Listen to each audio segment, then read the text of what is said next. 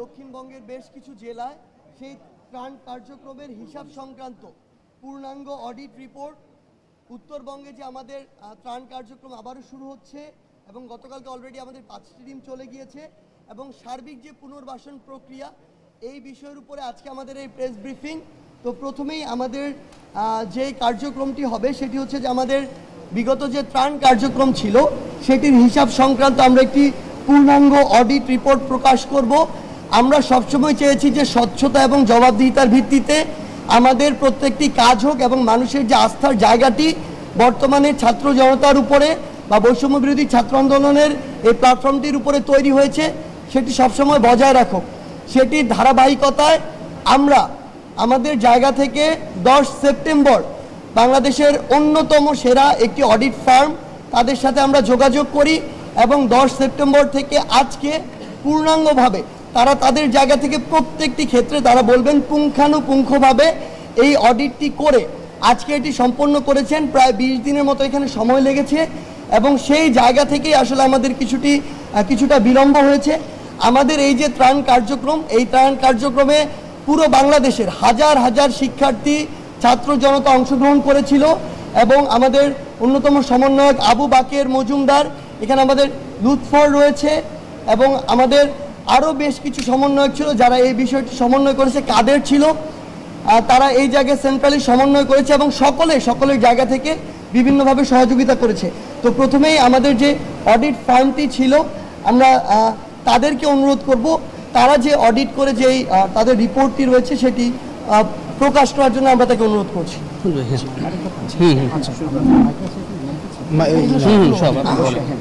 না, আমার আসলে আসসালামু আলাইকুম, আমার নাম হচ্ছে, জোরে বলতে পারেন, আমি গোলাম ফজলুল কবির, আমি ফার্মের একজন পার্টনার। তো আমরা ছিলাম অডিটর। তো আগে একটু ব্যাখ্যা করার দরকার আছে। আমি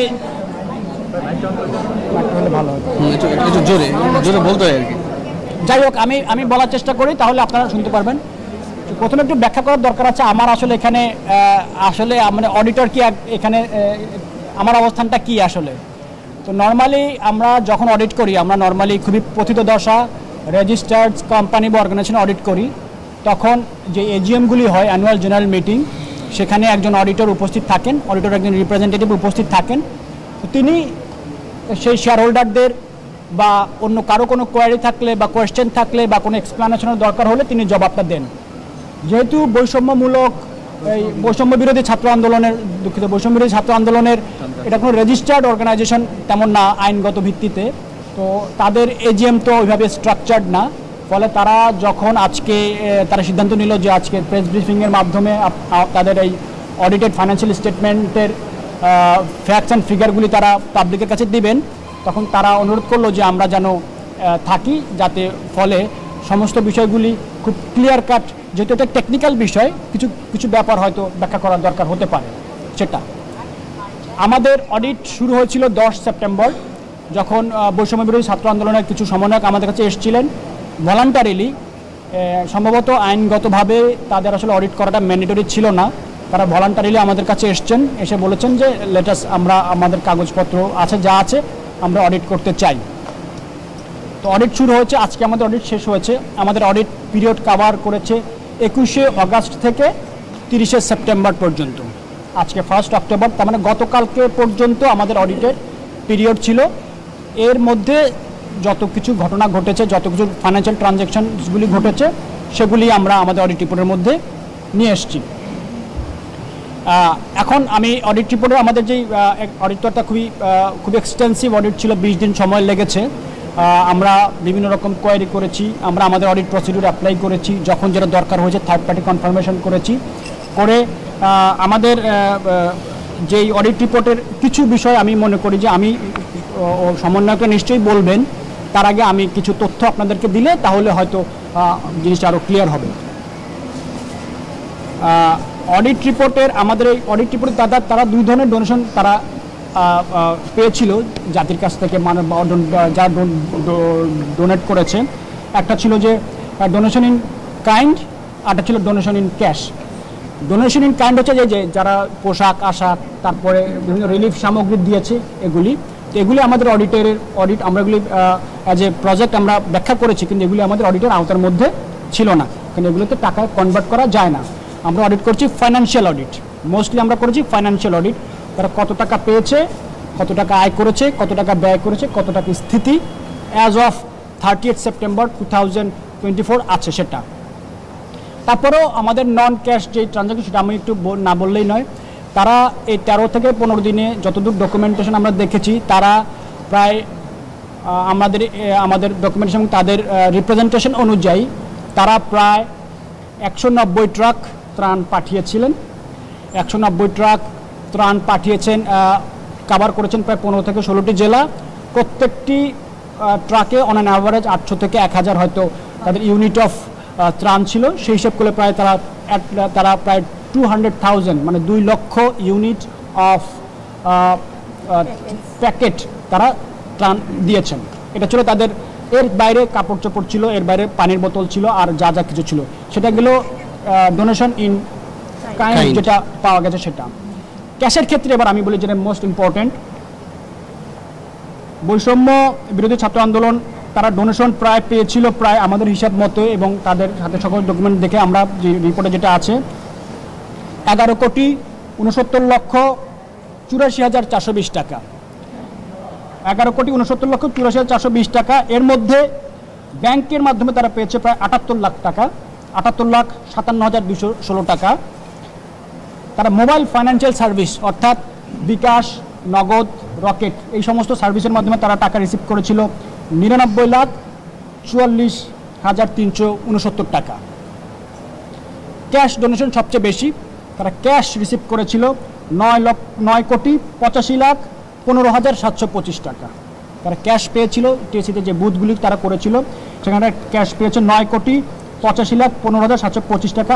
আদার রিসিপ্ট ছিল কিছু, আদার রিসিপ্ট হচ্ছে আমরা তারা বলেছে আদার রিসিপ্ট 6,67,110 টাকা। এই আদার রিসিপ্টের মধ্যে অনেক কিছু আছে। তারা কিছু প্রাইজ বন্ড পেয়েছিল অল্প কিছু, তারা কিছু স্বর্ণ পেয়েছিল, তারা স্বর্ণগুলি বিক্রি করে দিয়েছে 95,000 টাকায়। এটা তারা আমাদেরকে ভাউচার দিয়েছে। তারা কিছু স্ক্র্যাপ সেল করেছে, এই যে আপনাদের টেসে যে পড়ে থাকা যে জিনিসগুলো ছিল, বস্তা, তারপরে পানির বোতল, এইগুলো বিক্রি করে তারা প্রায় পেয়েছে হচ্ছে এই সব কিছু মিলে তারা 6,67,110 টাকা তারা পেয়েছে। ফলে টোটাল তাদের ডোনেশন তারা ইন ক্যাশ অর ইন মানে ব্যাংকিং চ্যানেল মানে ক্যাশ যেটা বলি, ক্যাশ অ্যান্ড ক্যাশ ইকুইভ্যালেন্ট আমরা যেটাকে বলি, তারা পেয়েছিল 11,69,84,420 টাকা। তারা খরচ করেছে 1,78,33,207 টাকা, 1,78,33,207 টাকা। এর মধ্যে তারা রিলিফ আইটেম কিনেছে 1,37,92,000 টাকা। আমি রাউন্ড ফিগারে বলি, একদম ইয়াতে না যাই। হ্যাঁ, 1,37,92,130 টাকা। তারা কিছু ডোনেশন অন্যান্য অর্গানাইজেশন এবং পিপলকে দিয়েছে, সেটা হচ্ছিল 12,06,500 টাকা। তারা প্যাকেজিং ম্যাটেরিয়াল কিনেছে 11,24,940 টাকা প্যাকেজিং ম্যাটেরিয়াল। তারা ট্রান্সপোর্টেশনের খাতে তারা ব্যয় করেছে 4,63,020 টাকা। খুব সম্ভবত ট্রান্সপোর্টেশন তার কারো কাছ থেকে সাপোর্ট পেয়েছিল। ফুড ফর ভলান্টিয়ার, দেখেন যে ভলান্টিয়ার তারা ডাক দিয়েছিল, তাদের দাবি মতে তারা ভলান্টিয়ার যারা খাওয়া দাওয়া করেছে তাদের এন্টারটেনমেন্ট বাবদ তারা খরচ করেছে প্রায় 12,43,497 টাকা।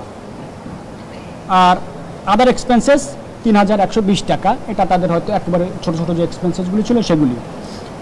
ফলে সব কিছু বাদ দিয়ে এখন গতকালকের মতে 30 সেপ্টেম্বর 2024 সালে তাদের ব্যাংকে ক্যাশ টাকা আছে, মানে ব্যাংকে আছে 9,91,51,213 টাকা। তাদের ব্যাংকে গতকাল অনুযায়ী তাদের যে টোটাল ফান্ড আছে সেটা আছে 9,91,51,213 টাকা। অর্থাৎ তারা প্রায় তাদের যতক্ষণ রিসিভ করেছে in cash through mobile banking or bank statement, তার হয়তো অ্যারাউন্ড তারা 12 থেকে 15% তারা খরচ করেছে, বাকি টাকা তাদের ব্যাংকে আছে। এই হচ্ছে ইন এ নাটশেল তাদের আয় ব্যয়ের হিসাব আমাদের মতে। যদিও তারা প্রথমে যখন যেদিন এসেছিল তারা তাদের যে ড্রাফট যে অ্যাকাউন্ট ছিল সেই অ্যাকাউন্টের ভিত্তিতে এত টাকা থাকার কথা ছিল না। পরবর্তীতে আমাদের অডিট প্রসিডিউর, তারপরে তাদের আরও ডকুমেন্টেশন যখন আমরা চাই, তখন বিভিন্ন খাত থেকে দেখা গেল কিছু কিছু জিনিস তারা যে স্টেটমেন্ট তৈরি করেছিল সেগুলি থেকে অমিট হয়েছে, ওগুলি করে সবগুলি এসছে। আরেকটি গুরুত্বপূর্ণ ব্যাপার যেটা জানা দরকার, তারা বিভিন্ন ব্যক্তিগত কিছু জায়গা থেকে অ্যাকাউন্ট থেকে টাকা নিয়েছিল for the sake of emergency as per the সেই, যে তাদের যে মোবাইল অ্যাকাউন্ট, রকেট অ্যাকাউন্ট, এগুলো সবই ব্যক্তির নামে ছিল। ইনফ্যাক্ট ব্যক্তি নামে ব্যাঙ্ক অ্যাকাউন্টও তারা টাকা নিয়েছে। সো আমাদের অডিটের দেরি হওয়ার একটা কারণ হচ্ছে আমরা সবগুলিকে রিকনসাইল করেছি। রিকনসাইল করে আমরা বলেছি বৈষম্য বিরোধী ছাত্র আন্দোলনের নিজস্ব অ্যাকাউন্ট ছাড়া অন্য কোনো অ্যাকাউন্টে টাকা থাকাটা উচিত নয়, কারণ তাহলে এই টাকাটার মালিকানা আইনগতভাবে বৈষম্য বিরোধী ছাত্র আন্দোলনের নামে থাকে না। কারণ যে কোনো একজন ব্যক্তিগত ব্যাঙ্ক অ্যাকাউন্ট থাকলে বা মোবাইল ব্যাঙ্কিং অ্যাকাউন্টে টাকা থাকলে সেটা চলে যায়, তখন কী হবে? এই টাকাটা তো তারা পাবে না। তো এখন আমরা আমাদের রিকমেন্ডেশন তারা শুনেছেন। এখন তাদের এই যেই 9,91,00,000 টাকা, 9,91,51,213 টাকা, এই সমস্ত টাকাটাই বৈষম্য বিরোধী ছাত্র আন্দোলনের নিজস্ব যে ব্যাঙ্ক অ্যাকাউন্ট আছে, দুটি যেই ব্যাঙ্ক অ্যাকাউন্ট আছে, সেই ব্যাঙ্ক অ্যাকাউন্টে আছে। সেই ব্যাঙ্ক অ্যাকাউন্টগুলির সিগনেটরিজ হচ্ছেন 3 জন, একজন ইউনিভার্সিটির শিক্ষক সহ। এই ছিল মোটামুটিভাবে তাদের আয় ব্যয়ের একটা সামারি। আর অডিটে যে ওনাদের মিস্টার সমন্বয়ক যিনি বললেন যে 20 দিন লেগেছে, আবার আমরাও একটু কনসার্ন ছিলাম, সোশ্যাল মিডিয়াতে এটা নিয়ে অনেক কথাবার্তা হচ্ছিল। সো অডিট তো হচ্ছে টেকনিক্যাল ব্যাপার, আমরা তো আর তারা যেটা নিয়ে আসবে সেটাই তো আমরা অডিট করে দিতে গেলে তো আমাদের ওখানে কোয়ারি করতে হয়, আমাদেরকে অনেক প্রসিডিউর ফলো করতে হয়। সো অডিট অ্যাকাউন্টস ক্লোজ হওয়ার পরেও আমাদেরকে অনেক কাগজপত্র দেখতে হয়েছে, অনেক কিছু কোয়ারি করতে হয়েছে। সব কিছু করে তারপরে আমরা অডিট পিরিয়ডটা এক্সটেন্ড করতে বাধ্য হয়েছি, 30শে সেপ্টেম্বর পর্যন্ত আমরা কভার করতে বাধ্য হয়েছি। কারণ আমাদের কাছে এসেছিল 10 সেপ্টেম্বর, হয়তো বৈষম্য এরা মনে করেছিলেন যে হয়তো ওই ডেট পর্যন্ত অডিটটা করাবেন, কিন্তু আমরা যখন দেখলাম যে বিভিন্ন জায়গায় একটু সব জায়গায় টাকা পয়সা এখানে আছে ওখানে কিছু আছে, সবগুলো অ্যাকুমুলেটেড না, তারপরে আস্তে আস্তে আমরা যখন ডকুমেন্ট একের পর এক আসলো, তখন আমরা সব ফান্ড, স্পেশালি আমাদের এখানে খরচ তো একটু কম, খরচ মাত্র 1,78,00,000। মেইন কথা হচ্ছে ফান্ড, আমাদের 9,91,00,000 টাকার ফান্ড, এটা বৈষম্য বিরোধী ছাত্র আন্দোলন যে মূল অ্যাকাউন্ট, ব্যাঙ্ক অ্যাকাউন্ট, সেটাতে আছে এবং সেটার মালিক তারা। এটা এনশিওর করার পরে আমরা আজকে তাদেরকে অডিট রিপোর্টটা দিয়েছি। সো জি,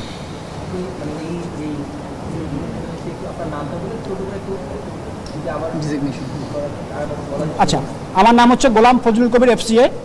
আমি PKF আজিজ হালিম খায়ের চৌধুরী চার্টার্ড অ্যাকাউন্ট্যান্টসের পার্টনার।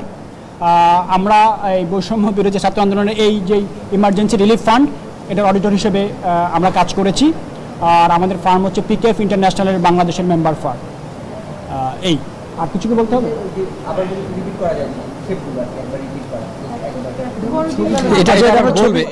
ছবি তুলে নিন।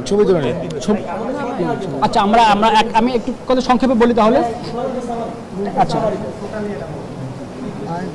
আচ্ছা, আমরা বৈষম্য বিরোধী ছাত্র আন্দোলন গত 15 বছর 21 আগস্ট থেকে 30 সেপ্টেম্বর পর্যন্ত আমরা অডিট করেছি। সেখানে প্রায় তাদের যে ক্যাশ রিসিপ্ট হয়েছে, ক্যাশ এবং ব্যাংক এবং মোবাইল ব্যাংকিং ফাইন্যান্সিয়াল সার্ভিসে টোটাল তারা রিসিভ করেছে 11,69,84,420 টাকা।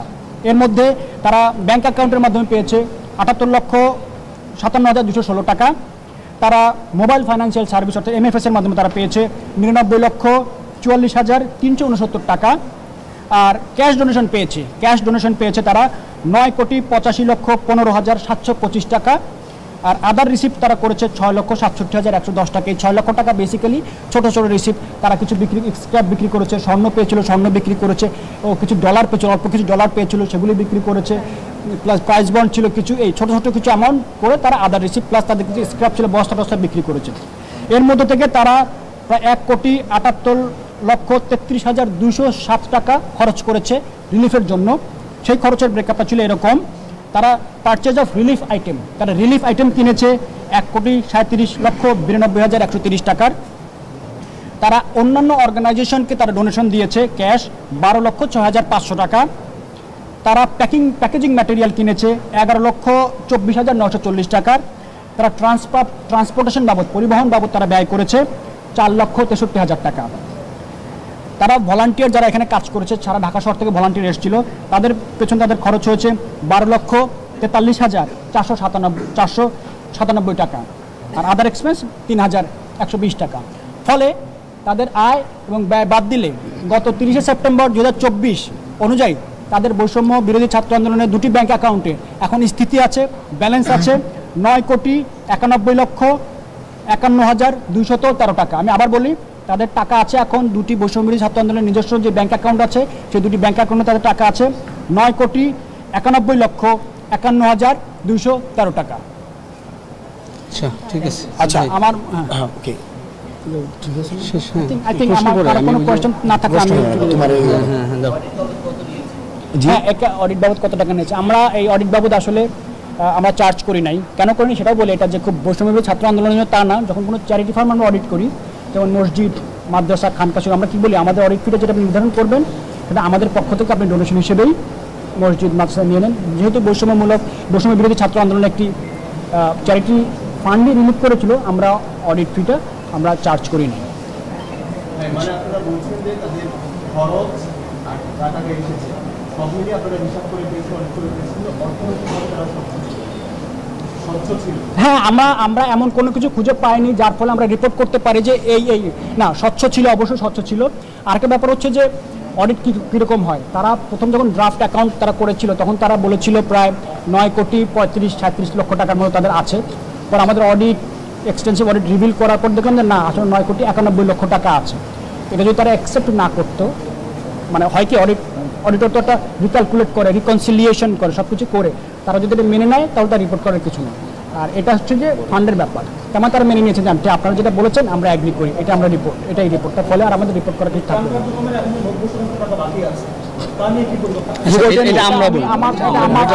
এটা সামনে আসবে আমাদের কথা। আচ্ছা, ওনার কাছে কি আপনাদের প্রশ্ন আছে? মানে ওনার কাছে অডিট রিলেটেড, মানে অডিট রিলেটেড কোনো প্রশ্ন আছে?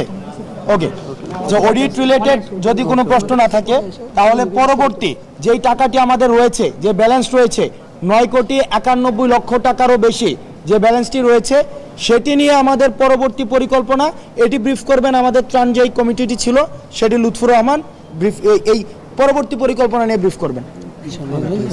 আপনি থাকবেন? ওকে, ঠিক আছে। আচ্ছা, আমরা একটু সামনে আসতেছি। আচ্ছা, হচ্ছে মাঝখানে, আচ্ছা ওই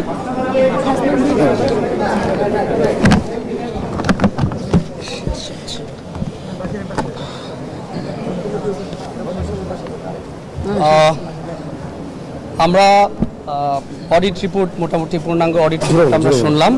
তো এখন আমরা যেটি আলোচনা করব সেটি হচ্ছে আমি প্রথম কথা হচ্ছে আমার পরিচয় দিচ্ছি, আমি লুৎফুর রহমান, সমন্বয়ক বৈষম্য বিরোধী ছাত্র আন্দোলন, এবং এই যে টিএসসিতে যে ত্রাণ কার্যক্রম হয়েছে সেটি আমি ছিলাম আর কি, সেটির সাথে পাশাপাশি, হ্যাঁ, 3 জনের একজন, পাশাপাশি জাতীয় বন্যা পুনর্বাসন যে কমিটি হয়েছে সেটির সদস্য হিসাবে আছি, এবং আমার সাথে আছেন আমাদের বৈষম্য বিরোধী ছাত্র আন্দোলনের সমন্বয়ক আবু বাকের মজুমদার।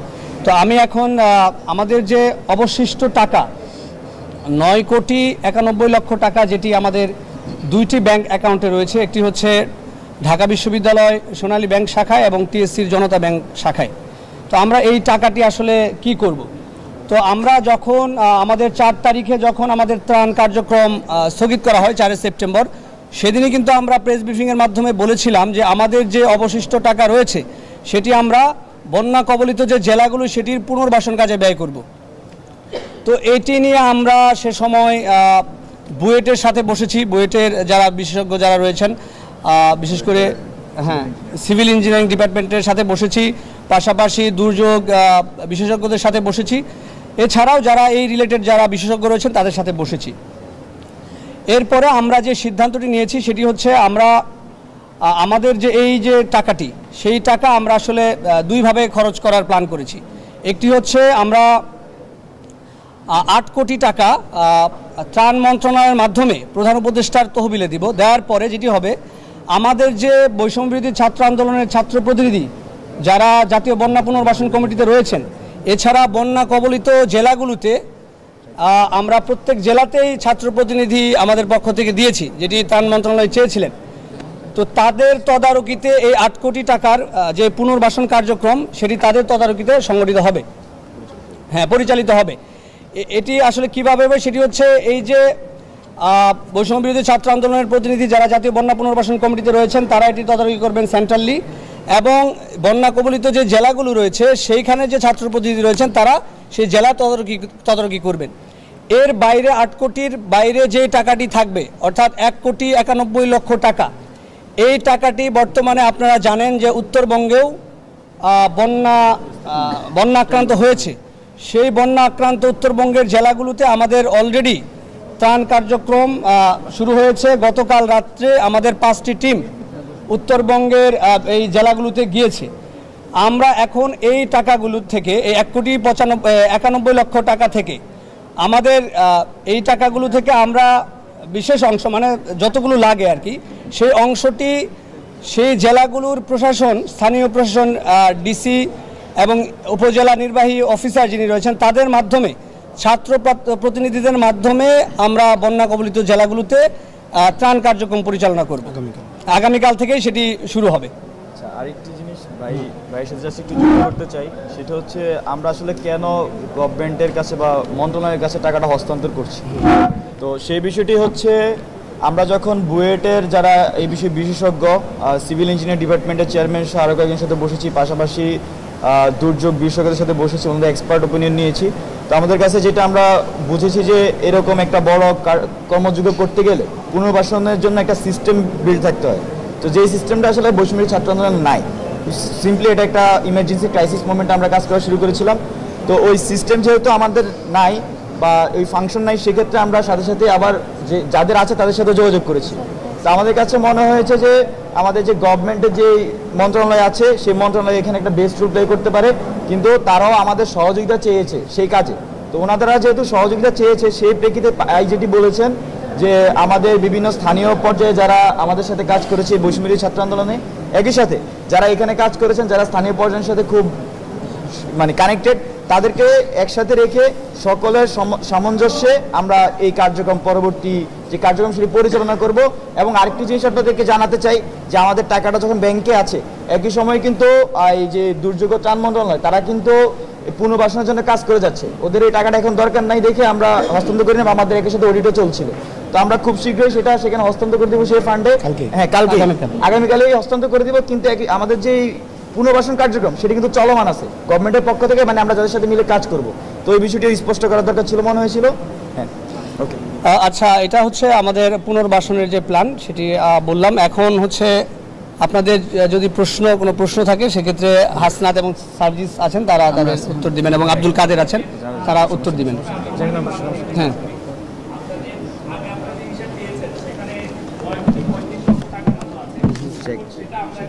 ক্লিয়ার তুমি কি চেক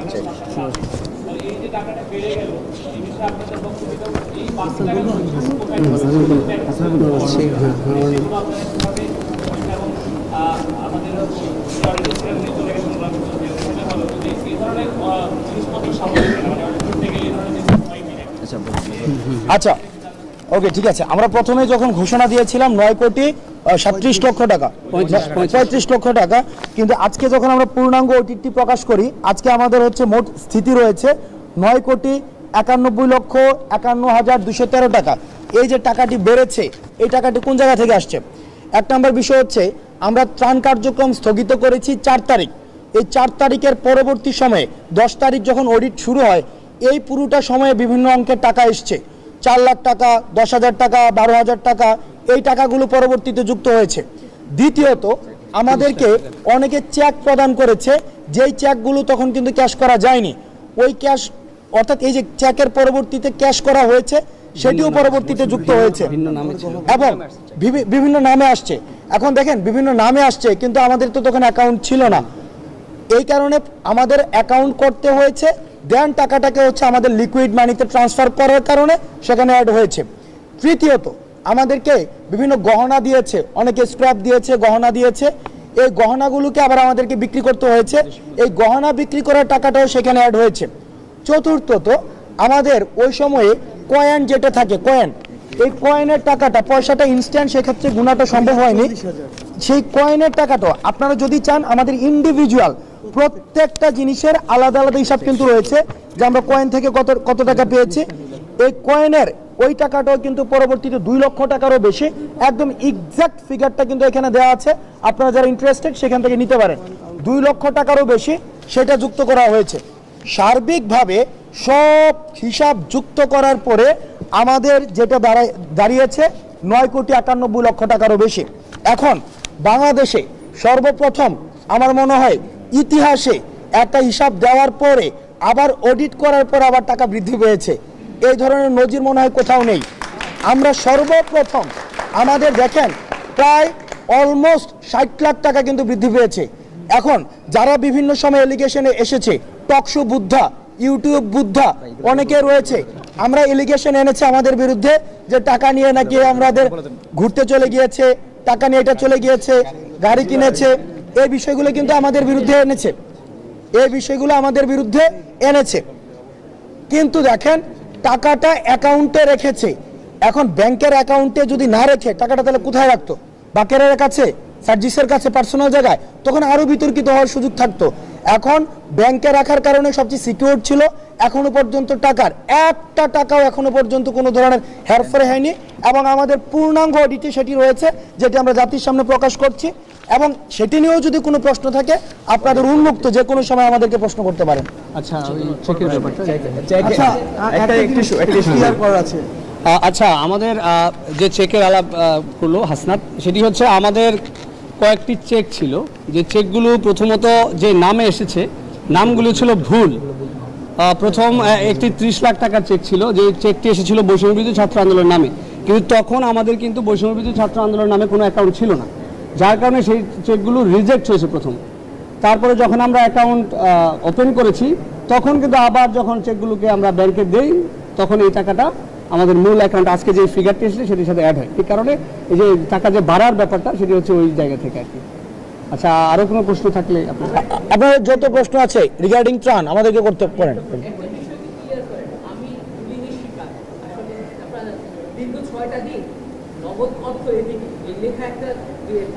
দাঁড়িয়েছিলাম কে বা কারা এটা ভিডিও করে ওখানে লিখে দিয়েছে কত টাকা ভাগ পেয়েছে, এইগুলো একটা পোস্ট করেছে, তারপর আমার চরিত্র গোষ্ঠী তুলে যাচ্ছে সেখানে চলছে। এটা একটু ক্লিয়ার করেন যারা ওখানে সংশ্লিষ্ট টাকা উত্তোলনে ছিল, এর বাইরে কমিটির বাইরে কেউ গণনায় ছিল না, কিছুতে ছিল না, এটা একটু ক্লিয়ার করেন। আমরা আর স্বীকার করতে চাই না এখানে। এটা কষ্টের সাথে বললাম। আচ্ছা, এখানে ত্রাণ কার্যক্রমের মধ্যে স্বতঃস্ফূর্তভাবে সারা দেশের মানুষের যে একটা ঐক্য আমরা দেখেছি, সেই ঐক্য আমরা টিসিতে দেখলাম যে সবাই আসছে কাজ করেছে। তো এই প্রসেসের মধ্যে যারা এই কাজ করেছে সবাইকে সংযুক্ত করা হয়েছে। কেউ ভলেন্টিয়ার কাজ করেছে নেওয়ার ক্ষেত্রে, আনার ক্ষেত্রে, কেউ এই কি বলে এটা টাকা গুনার ক্ষেত্রে নিয়ে কাজ করেছে, যারা আসলে আমাদের প্ল্যাটফর্মে নাম আকারে নাই, সব ধরনের মানুষের ছিল।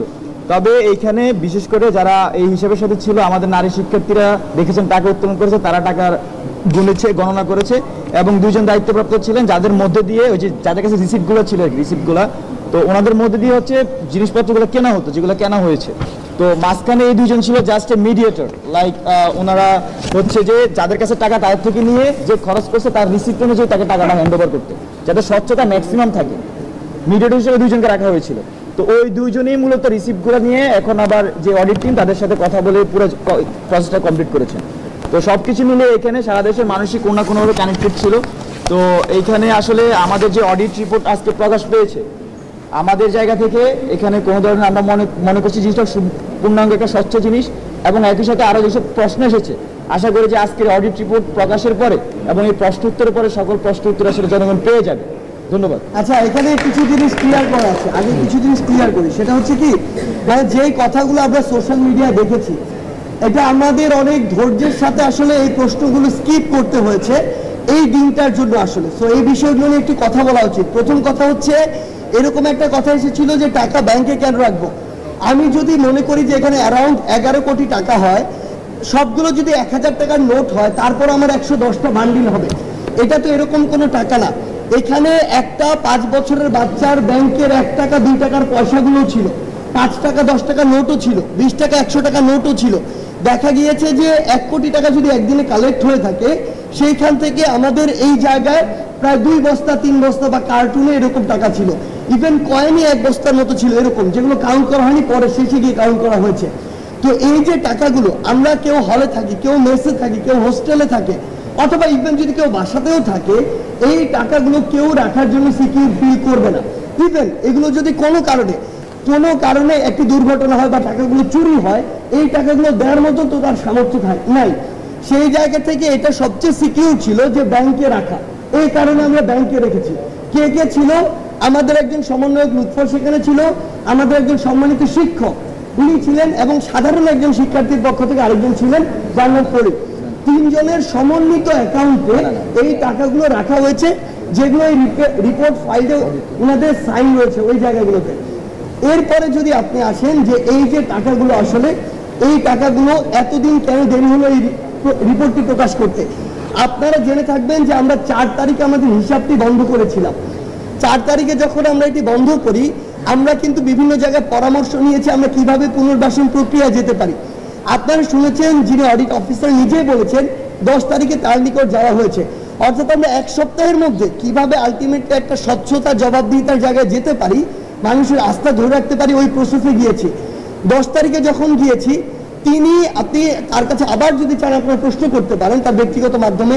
প্রত্যেকটি জায়গায় কোনো একটি জায়গায় যদি 1 কেজি খেজুর কেনা হয়েছে, তার টিম সেখানে গিয়েছে ওই দোকানে, প্রত্যেকটি জায়গায় তৃতীয় পক্ষ হয়ে তিনি চেক করেছেন, এবং 10 তারিখ থেকে আজকে 1 তারিখ পর্যন্ত প্রায় 21 দিন সময় নিয়ে তিনি অডিটটি করেছেন।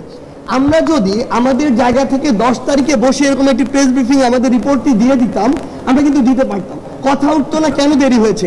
কিন্তু এই যে স্বচ্ছতার জায়গাটি, জবাবদিহিতার জায়গা এবং দৃষ্টান্ত তৈরি করার জায়গায় আমরা এটিতে গিয়েছি, এবং এখানে আমাদের 20 দিন দেরি হয়েছে, এটা সত্য। আমরা এই সীমাবদ্ধতা স্বীকার করছি যে এই যে পুনর্বাসন প্রক্রিয়া আমাদের অর্থটি সরাসরি কিছুদিন পরে গিয়ে যোগ হচ্ছে, হয়তো প্রসেস তো বন্ধ হয়নি। হয়তো আমরা আজকে অফিসিয়ালি ঘোষণার মাধ্যমে কালকে টাকাটি হস্তান্তর করব। সরকারের ত্রাণ মন্ত্রণালয় বা সেই যে উইংটি রয়েছে, আমাদের টিম মেম্বারগুলো সেখানে রয়েছে, সেখানে কাজ কিন্তু চলছে। অফিসিয়ালি হয়তো কালকে হস্তান্তর করব। হয়তো আমি ধরে নিচ্ছি আমি যদি এই অডিটটি না করতাম কিছুদিন আগে করতে পারতাম, কিন্তু এই যে দৃষ্টান্তটি, স্বচ্ছতার জায়গাটি আমাদের মনে হচ্ছে এটি কিছুদিন পরের চেয়ে অনেক বেশি গুরুত্বপূর্ণ ছিল। এটি আমাদের এই জায়গাটি ছিল। আরেকটি যে জায়গাটিতে আসলে কথা বলা হলো ও ভাইয়ের জায়গা থেকে, সেটি হচ্ছে দেখেন, মানে আমরা কেউ কি কল্পনা করতে পারি যে 2,40,000 টাকার উপর শুধু আমাদের এখানে পয়সা ছিল, আমাদের গহনা ছিল। ইভেন এমন আমরা একটি চেকের ক্ষেত্রে দেখেছি, ওটি যখন আমরা ক্যাশ করতে গিয়েছি ওখানে টাকা ছিল না, এরকমই একটি ঘটনা ঘটেছে। সামগ্রিক বিষয়গুলো অডিট অফিসার যারা রয়েছে, জনগণ যখন তাদের জায়গা থেকে বিভিন্ন কথা বলছে, এটা তো আমরা চাপ ফিল করি মানসিকভাবে, কারণ আমরা তো জানি আমাদের জায়গায় এখানে 1 টাকা এদিক ওদিক হওয়ার কোনো সম্ভাবনা নেই। আমরা তাদেরকে চাপ প্রয়োগ করছি, কিন্তু তাদের কথা প্রত্যেকটি টাকার ব্যাপারে কনভিন্স না হওয়া পর্যন্ত আমরা আমাদের রিপোর্টটি প্রকাশ করব না, এবং সর্বশেষ আমরা আমাদের জায়গা থেকে আজকে অফিসিয়ালি প্রকাশ করলাম। আচ্ছা, একটা জিনিস এখানে উল্লেখ করতে চাই, মানে এই যে টাকা আমার এত টাকা রয়ে গেল কেন, যেটা কোশ্চেন আসে 90% টাকা কেন রয়ে গেল, তো এটার জন্য হচ্ছে আমার এখানে টিসি সহ যেসব জায়গায় ত্রাণ কার্যক্রম পরিচালিত হতো, এখানে 20 থেকে 25,000 প্রতিদিন প্যাকেট করতে পারতাম আমরা ম্যাক্সিমাম, সবকিছু মিলিয়ে। এখন অনেক প্রকারের খাবার আসতো, অনেক কিছু ল্যাকিংস থাকবে ফুল প্যাকেট করার জন্য, যেটা ল্যাকিং থাকতো সেটার জন্য হচ্ছে আমরা সেটা কিনে নিয়ে আসতাম। তো এখন আমার প্রতিদিন ক্যাপাসিটি হচ্ছে 20 থেকে 25,000, তাই 20 থেকে 25,000 জন্য যেইটুকু দরকার ছিল সেইটুকু শুধু আমি নিয়ে আসতাম।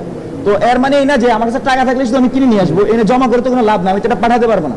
তো আমাদের ক্যাপাসিটি ছিল যা, আমরা ম্যাক্সিমাম ট্রাই করেছি যে এখান থেকে প্রোডাক্ট পাঠানোর জন্য, এবং সেজন্য আমাদের খরচ গেছে এতটুকু। এখন বস্তার কথা আসে যে এত টাকা কেন বস্তায় গেল, দেখেন প্রায় 2 লাখ পিস আমার বস্তা লেগেছে, কিন্তু আমি কিন্তু খাবার কিন্তু বেশি কিনতে হয় না, খাবার তো মানুষ পাঠিয়েছে, মানুষ তো আমাকে বস্তা দেয় নাই।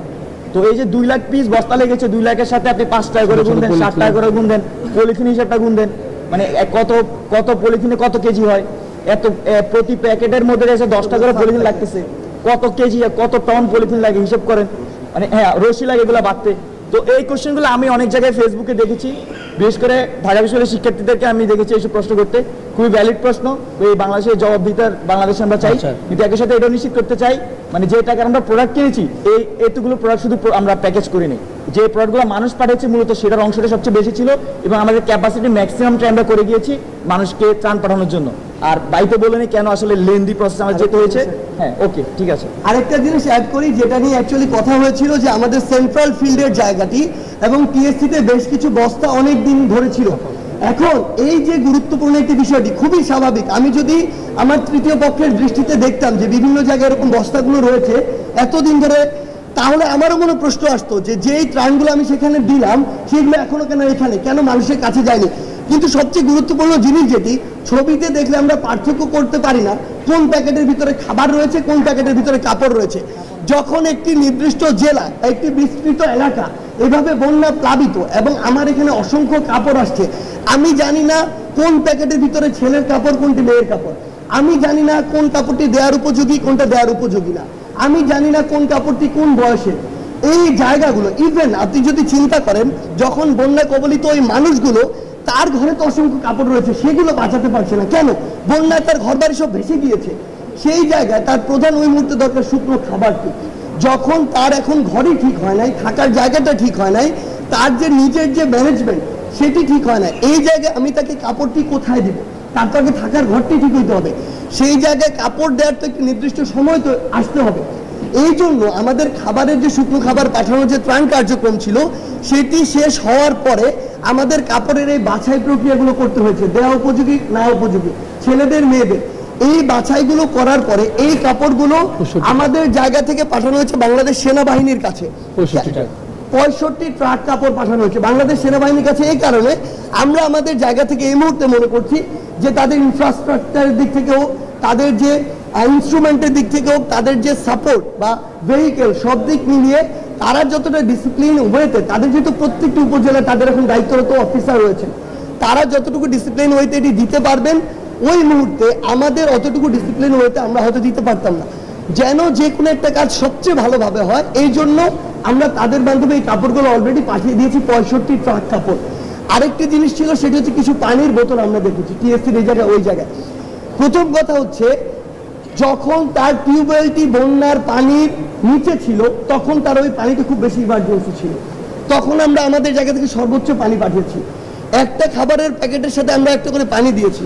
কিন্তু যেটি দেখা গিয়েছে যারা পানি পাঠিয়েছে, পানি পাঠানোর কোম্পানিগুলো, তারা কিন্তু এটা চিন্তা করেনি কত প্যাকেট খাবার যাচ্ছে, তাদের যতটুকু সামর্থ্য হয়েছে পানির প্যাকেট পাঠানো, তারা ততগুলো পানি দিয়ে দিয়েছে।